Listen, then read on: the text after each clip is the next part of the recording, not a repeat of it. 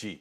तो ये आप जो अभी सुन रहे थे, शरद जी बता रहे थे जो चीज़, वो जियो फाइनेंशियल सर्विसेज यानी जो डीमर्जर रिलायंस का होने वाला है उसका। लेकिन आज हम जिस इवेंट के लिए यहाँ पर बैठे हैं, वो इवेंट ये है कि नाथद्वारा में आज जियो का ट्रू 5G समर्पित किया जाएगा नाथद्वारा को और देश को भी, और उसके औपचारिक घोषणा हो जाएगी, ऐलान हो जाएगी।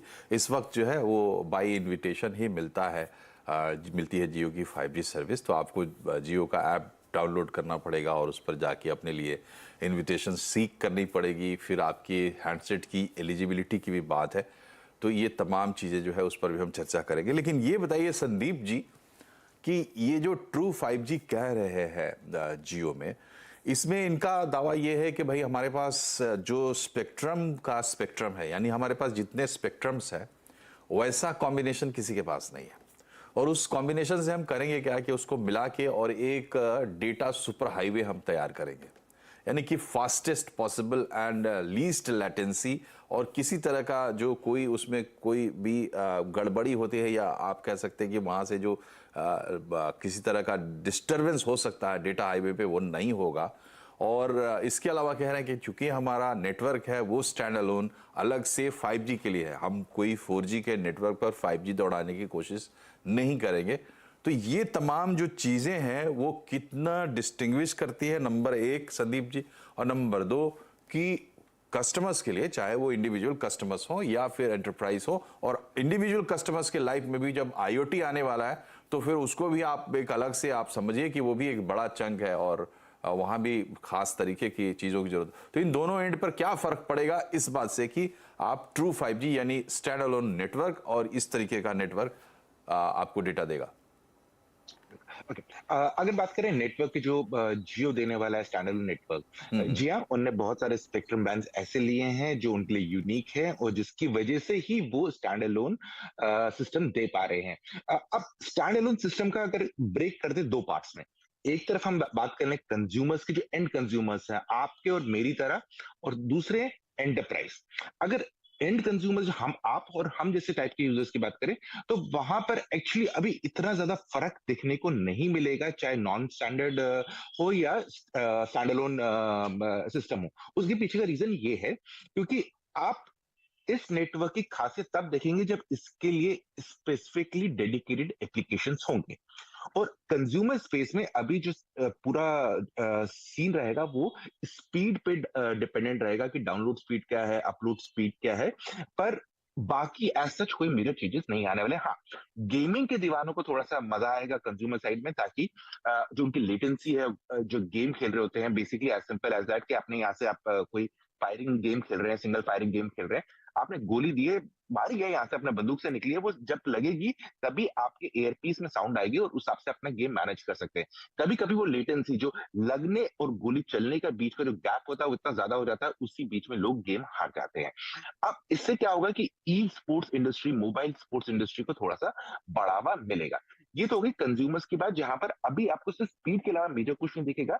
लेकिन जी हाँ, आने वाले वक्त में आपको इसमें चीजें दिखेंगी, खासकर कि एजुकेशन के साथ, खासकर कि हेल्थ केयर के साथ, और साथ ही साथ आपके आईओटी डिवाइसेस के साथ भी, जहां पर अभी भी आईओटी डिवाइसेस इतनी ज्यादा अडॉप्ट नहीं हो रही है मार्केट में, क्योंकि प्राइस बैरियर बहुत ज्यादा है बहुत सारी डिवाइसेस में। तो जब ये सब इकोसिस्टम ठीक हो जाएगा और तब 5G का नेटवर्क ऑलरेडी वहां पर स्टैंड अलोन नेटवर्क बेस्ड है, तो आपकी जो कनेक्टिविटी रहेगी वो सीमलेस रहेगी और जो एक्सपीरियंस होगा बेटर होगा। अब अगर एंटरप्राइज की बात करें, एंटरप्राइज में डेफिनेटली एक मुझे मेजर मेजर बूस्ट मिलेगा, क्योंकि उनका जैसे कि ऑटोमेशन लाइन चल रही है, वहां पर जब भी नेटवर्क यूज होगा तो वहां पर कोई भी डिलेज नहीं होंगे, कोई पिंग्स नहीं होंगे, पिंगिंग टाइम ज्यादा नहीं लगेगा।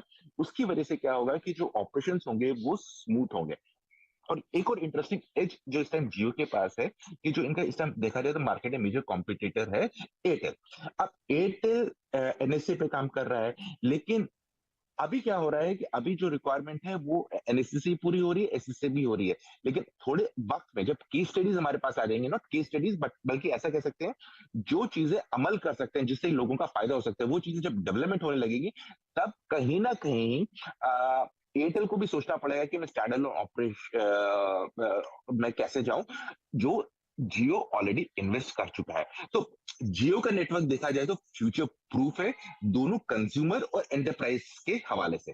भाई अगर एयरटेल से थोड़ा कंपैरिजन कर ले तो स्टैंड अलोन जो कंज्यूमर साइड का एयरटेल का है वो अभी के लिए ठीक है, आगे चल के कुछ ना कुछ उसमें अपडेट्स होंगे। एंटरप्राइज के लिए वो अभी भी क्लोज नेटवर्क्स की बात कर रहे हैं कि एंटरप्राइज को हम डेडिकेटेड लाइन देंगे, लेकिन वो अपने नेटवर्क के थ्रू, स्टैंड अलोन के थ्रू नहीं। यानी कि आगे चल के उनको भी इस बारे में सोचना पड़ेगा। और जैसे कि आईओटी का मैंने बताया था, आईओटी के लिए नींव तो रख दी गई है, अब नेटवर्क आ गया, आपको सब कुछ आ जाएगा।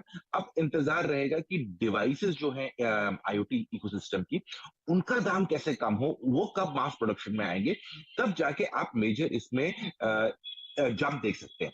उसके अलावा इसमें एक और चीज भी है कि गवर्नमेंट 5G सर्विसेज को कैसे यूज करती है, क्योंकि हम जानते हैं कि इस टाइम पे सिक्योरिटी सर्विलेंस की बहुत बात चल रही है कि जितने भी ट्रैफिक लाइट मैनेजमेंट है या फिर वाटर वेस्ट मैनेजमेंट है या फिर आपके जो वाटर पाइप्स है उनको भी हम ऑनलाइन सिस्टम से कनेक्ट करेंगे, तो वहां पर भी 5G एक इंपॉर्टेंट रोल प्ले कर सकता है। और खासकर 5G का नेटवर्क जहां पर लो लेटेंसी रहेगी, हाई आउटपुट रहेगा, उस चक्कर में हम उधर लोगों को तैनात करने की बजाय मशीन के थ्रू मैनेज कर सकते हैं।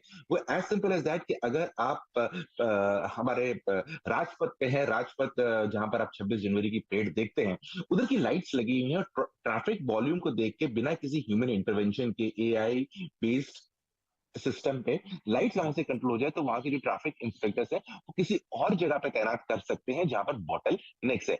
लेकिन कब तक ये इम्प्लीमेंट होगा, कैसे होगा, ये देखने की बात है, क्योंकि एक्सपेरिमेंट बहुत हो चुके हैं, पायलट्स भारत में बहुत इस चीज में की जा चुके हैं, इसमें कर चुके हैं, एग्रीकल्चर में कर चुके हैं, जहां पर ड्रोन्स को भी यूज किया गया है जी 5G नेटवर्क के साथ, ताकि चीजें डिलीवर की जाए। उसके अलावा हमने एजुकेशन में भी इसके एक्सपेरिमेंट देखी है, लेकिन बस अब यही है कि वाइड स्प्रेड इम्प्लीमेंटेशन देखने वाली बात है।